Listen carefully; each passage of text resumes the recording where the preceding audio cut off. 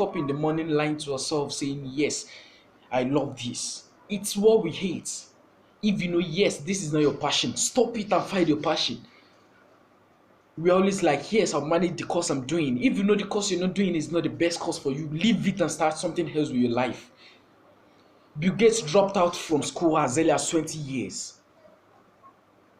Jeff Royce left school as early as 15 years of age. These are the richest man in the world, the successful man in the world. If you know what you're doing is not actually what you love doing, then find your passion and run for your passion, chase your dream, have a plan for your dream. Then the next thing is that for you to be great, you need to have what? Confidence. It's not about IQ, it's not about intelligence, it's not about what? Knowledge. For you to be successful in life, you need to be what? Confidence with what you're doing. You need to be what? You need to be what? I do say something, and I'll be like, okay, you coming for an interview and be like, yes, I'm having people with first class, second class, upper, third class. Then the organization head up employing someone with third class. Probably is confidence with what he's having. When you're having the little, just the confidence with what you're having and be like, yes, this little is going to become bigger than this. But when you are not what confidence with what you're having, you always be where you are every day, every night. Then number 3 is that be a listener. In the world, everyone is actually having different perspective of what great individuals are. But to me, Nelson Mandela is actually one of the great leaders we are having in the world. He was being asked. No, his father is actually a chief. So he asked his father, "Father, how can I be a leader?" So he was actually being taken to the chief meeting. So he observed 2 things. The first thing is that they sit in circle, and the second thing is that he observed his father actually talks last. So you need to be what? A listener. You should be the last to speak. It actually sounds very easy, but it's not easy. Because you'll be frustrated to talk, but be a listener. If you really want to be successful, you be a listener. It gives you two advantages. Sorry. The first one is that immediately you speak, immediately they speak. They always feel like saying more, but there won't be chance for that again. Then number 2, it gives you the ability to understand everyone's perspective before you talk. It gives you the ability to understand everybody's mind, everybody's mindset, everybody what? Innovations, what they are having for you, what they are having for us before you speak. Then you being the last speaker is just going to give you so much respect because you are just going to what? You are going to generalize on all what everyone has said. So Nelson Mandela said, I became great leader because I try and what imitate my father by being the what last to speak. So yeah, I'm having you get the benefit of hearing, not anyhow, because you are having the ability to understand, to say something based on what everyone has what contributed. And the next thing is, for you to be successful in life, you need to what? Now to manage your time. There's difference between what? Effectiveness and busyness. Our fathers, I said our fathers, like about 400 years ago, when you ask them what you doing, like, yes, I'm busy. You ask us what you doing. We are always saying, yes, we're busy. We are busy every day and night. But have you ever asked about yourself that, are you being effective with your time? Sit down and check your time scheduled and check everything you've done that day and be like, yes, what have I really done today? We need to know how to manage the time. I actually learn how to manage the time when I actually observe I am not what using my 24 hours to work. There's actually a time I actually invited the vice president of the University of Ilorin then, Adeyi Kausara, ABK. And I was just like, you being an entrepreneur, managing about two, three businesses, and also being the vice president of a whole institution of about 45,000 students. And you being able to what manage the two together. So he told me something that was like, I have never spent 2 hours, 2 good hours, saying yes, I am the vice president of this school. I spend about 1 hour, 30 minutes every day claiming to be the what? Doing works for my office and attending lectures. A day, I know I've never attended a lecture of 6 hours. At most, I have lectures of 5 hours every day. So 5 hours plus 1.5 hours is just 6.5 hours. So now managing my business for 3 hours, that's just like 9.5 hours. Out of it, I'm still having a whole about what? A whole about 14.5 hours to enjoy my life, 6 hours, 7 hours to sleep, and the rest to manage my life. That is really when I really understand there's actually a difference between me saying yes, I'm actually working a whole day. Do you really have timetable for your life? Do you just say yes, I wake up this morning and I'm going to do anything that comes my way? You have a plan for yourself. You have a plan for your time. If you did not really plan for your time, you later end up doing what is unnecessary. I give myself time to chat. I give myself time to read. And to be successful in life. Warren Buffett was actually being asked and it was like, what are the things? What are the things that make you successful? Then his number 5th rule was that I read, read, read. Warren Buffett read 3 books a week, and he's actually the what? He's actually what? The most successful what? Investors in the world, whom invests in more than what 60,000 what? Companies. Bill Gates was actually being asked what made you successful. He said, I read a lot. I read a novel every day. Do you really know what it takes to read a novel every day?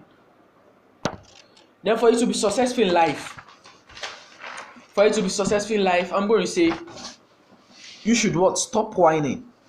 We live our life whining every day. Whining day, whining night.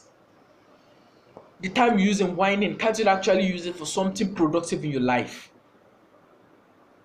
The time you use in what? Blaming others, can't you actually use it to what? Amend the problems in your life?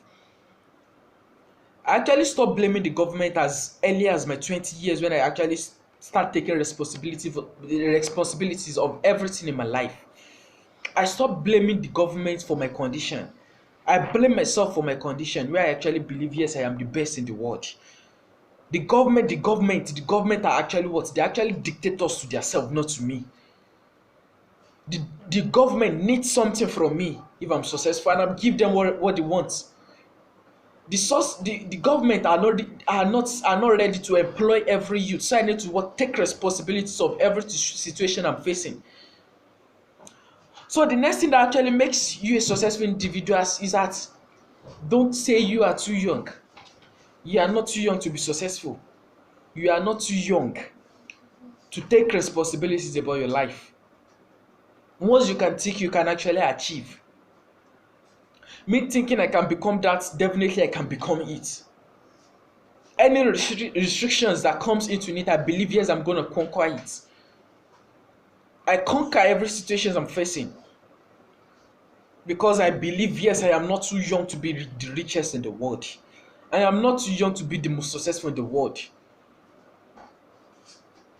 When I tell some people yes, I am actually planning to be Nigerian presidential aspirant, when I be like 2035, they'll be like, yes, it's actually very far, but it's actually plan for your life. That's the next thing. You plan for your life. This is what I want to be at this particular time. If you really think you can make it, then you can make it. Sometimes asking for advice from our friends, asking for advice from our family, asking of advice from our relative actually often kills our dreams. They are not seeing it in the perspective you're seeing it from, but you know the perspective you're looking it from. You're seeing it from. You can actually ask for advice. You use the advice to amend the mistake you're going to face. Use the advice to actually plan for the difficulties you're going to face. You don't stop chasing your dream. Then the next thing that makes you what a successful individual in the world is that you should be what persistent with all what you're doing. And that is the reason I do say something. I said you can't have a baby in a month by impregnating 9 women. Me saying yes, I want to what have a baby, then I impregnate 9 women and be like, yes, thank God I'm impregnated 9 women, then I'm gonna have my baby in a month. It's not possible.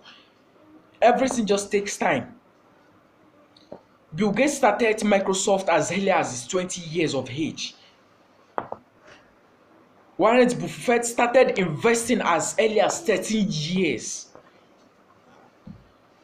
It just takes time to be successful. Don't wait for the right time to start. Start now. If you can think about it now, start now. Don't wait for later. Later might be too late. It might be too late. The challenges you might actually face now, you might actually be able to what conquer it. You facing the challenges then might actually be what a little bit difficult for you then. The difficulties you are looking at be like, yes, it's actually a big difficulties. You did not really know times is changing. It might actually get tougher. The road to success is just rough. It's not an easy lane. If it's actually easy to be successful, we are going to have so many rich individuals in your environment in our society. Now the rich individuals have been counted. We are going to say yes, Dangote is actually the what so position in the world. Bill Gates is so.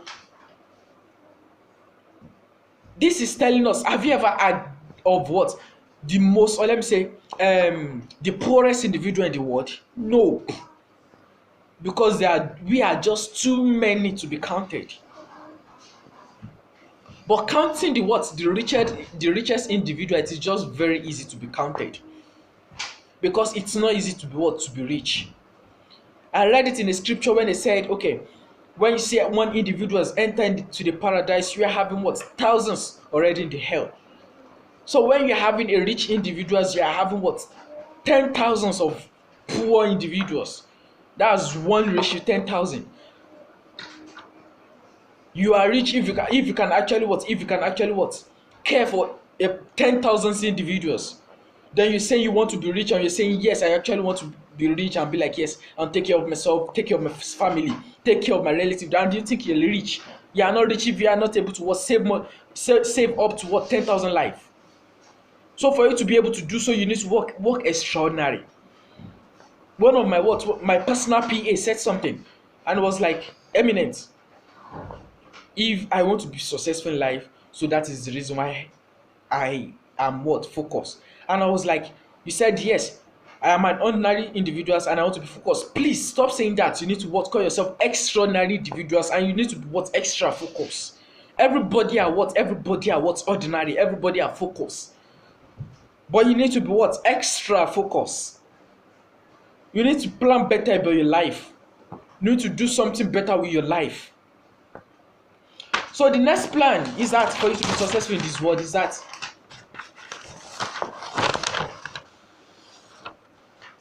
you need to study. You need to what? End the blame game. Stop blaming. Stop what? Blaming. So the last one I'm going to say here is that you really don't need to be balanced in this world to be successful in life. Forget about those that said you need to be balanced before you can make it in life. It's a lie. You need to be in balance, then look for energy to get off, then you become balanced when you are great. Thank you very much. I'm Comrade Abdul-kareem Yusuf Okpeyemi, known as Irreducible Eminent.